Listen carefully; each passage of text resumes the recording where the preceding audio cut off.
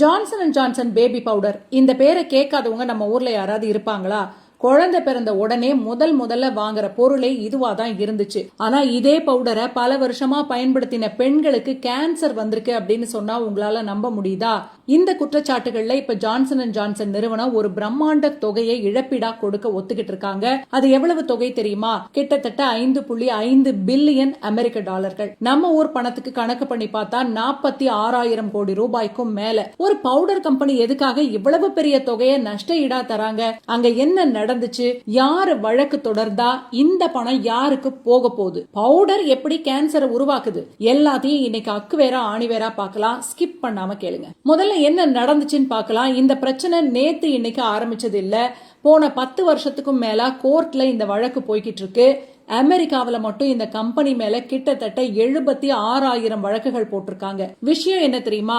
Talcum powder தயாரிக்க பயன்படுற முக்கியமான கனிமம் டால்க். இது பூமியில இருந்து வெட்டி எடுக்கப்படும் போது அதுக்கு பக்கத்திலேயே அஸ்பெஸ்டாஸ் அப்படிங்கிற இன்னொரு ஆபத்தான பொருளும் இருக்கும்.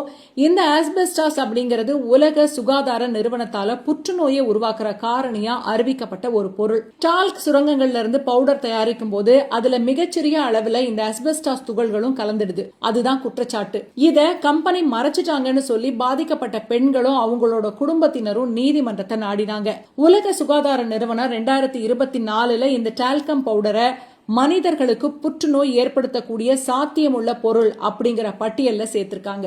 யார் இவங்க மேல கேஸ் போட்டா இந்த 46,000 கோடி ரூபாய் யாருக்கு போக போகுது? இந்த வழக்குகளை தொடர்ந்தது பெரிய நிறுவனங்களோ அரசாங்கமோ கிடையாது. சாதாரண பெண்களும் கேன்சரால உயிரிழந்த பெண்களோட குடும்பங்களும் தான். குறிப்பா அமெரிக்காவை சேர்ந்த ஆயிரக்கணக்கான பெண்கள் தங்களோட பிறப்புறுப்பு பகுதியில பல வருடங்களா இந்த ஜான்சன்ஸ் பேபி பவுடரை தூய்மைக்காகவும் வியர்வை வராமல் இருக்கவும் பயன்படுத்தி வந்திருக்கிறாங்க.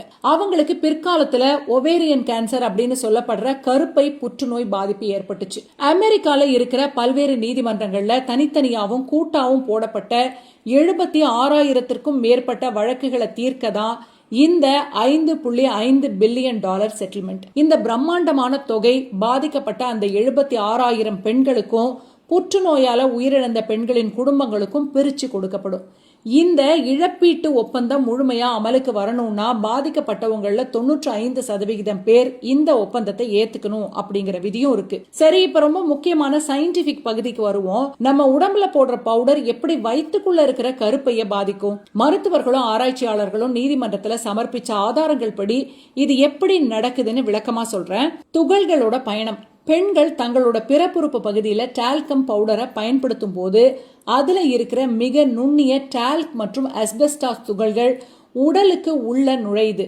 அது பிறப்புறுப்பு பாதை வழியா பயணம் செஞ்சு கருக்குழாய் வழியா கருப்பைய அடையுது. இந்த டால்க் அஸ்பெஸ்டாஸ் இரண்டுமே இயற்கையில உடலால ஜீரணிக்கவோ இல்லனா வெளியேற்றவோ முடியாத பொருட்கள். அதனால பல வருடங்களா அது கருப்பையிலேயே தங்கி அங்க தொடர்ந்து அழற்சி அப்புறம் எரிச்சலை ஏற்படுத்துது. பல ஆண்டுகளா இருக்கக்கூடிய இந்த நாள்பட்ட அழற்சி அங்க இருக்கிற திசுக்களை பாதிச்சு ஆரோக்கியமான செல்களை புற்றுநோய் செல்களா மாற்ற தூண்டுது. இதுதான் ஒவேரியன் கேன்சரா மாறுது. நீதிமன்றத்துல தாக்கல் செய்யப்பட்ட சில ஆவணங்களின்படி தங்களோட பவுடர்ல அஸ்பெஸ்டாஸ் துகள்கள் கலந்திருக்கிறது ஜான்சன் அண்ட் ஜான்சன் நிறுவனத்துக்கு 1970களிலேயே தெரியும் அப்படின்னும், ஆனா அத பத்தி அவங்க பொதுமக்களுக்கு எச்சரிக்காம விட்டுட்டாங்க, மறைச்சிட்டாங்க அப்படின்னு வாதிட்டு இருக்காங்க. சரி, பெண்களுக்கு இந்த மாதிரி பாதிப்புனா அதை பயன்படுத்தின குழந்தைகளோட நிலைமை என்னன்னு நிறைய பேர் கேக்குறாங்க.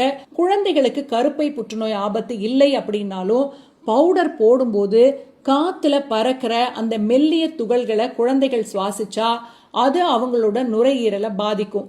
இதனால குழந்தைகளுக்கு கடுமையான மூச்சு திணறல் அப்புறம் சுவாச பிரச்சனைகள் ஏற்படும். அப்படிங்கறதுனால குழந்தைகளுக்குமே டால்கம் பவுடர் பாதுகாப்பானது இல்ல அப்படின்னு அமெரிக்க குழந்தைகள் மருத்துவ அகாடமி எச்சரிச்சிருக்கு. இவ்வளவு நடந்தும் ஜான்சன் அண்ட் ஜான்சன் நிறுவனம் என்ன சொல்றாங்க தெரியுமா? அவங்க இன்னைக்கும் எங்க தயாரிப்புகள் பாதுகாப்பானது, அதுல அஸ்பெஸ்டாஸ்லாம் கிடையாது, அதனால கேன்சர் வராது அப்படின்னு தான் வாதாடுறாங்க. நாங்க தப்பு செஞ்சதை ஒத்துக்கிட்டு இந்த பணத்தை தரல, ஆனா வருஷ கணக்கா கோர்ட் கேஸ்ன்னு போறதுனால கம்பெனியோட நேரமும் பணமும் வீணாகுது. அதனால இந்த பிரச்சனைக்கு ஒரு முற்றுப்புள்ளி வைக்கிறதுக்காக தான் இந்த செட்டில்மெண்ட் அப்படின்னு கம்பெனி தரப்புல சொல்றாங்க.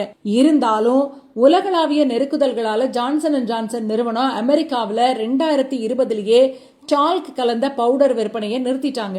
2023 இருந்து உலகம் முழுக்கவே டால்கம் பவுடரை நிறுத்திட்டு அதுக்கு பதிலா சோள மாவு அடிப்படையிலான பாதுகாப்பான பவுடர்களை விற்க ஆரம்பிச்சிருக்காங்க. இந்த சம்பவத்துல இருந்து நம்ம கத்துக்க வேண்டிய பாடங்கள் என்ன?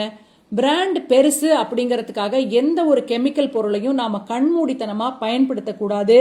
குறிப்பா பவுடர் மாதிரியான அன்றாட பொருட்களை பயன்படுத்தும் போது விழிப்புணர்வோட இருக்கணும். இந்த செய்தி உங்களுக்கு பயனுள்ளதா இருந்துச்சா? இதை உங்க ஃப்ரெண்ட்ஸ் ஃபேமிலிக்கு ஷேர் பண்ணுங்க. விழிப்புணர்வோட இருங்க. முக்கியமா பெண்களுக்கு இதை கொண்டு போய் சேருங்க. உங்களுடைய கருத்துக்களை அப்படியே கமெண்ட் பண்ணுங்க.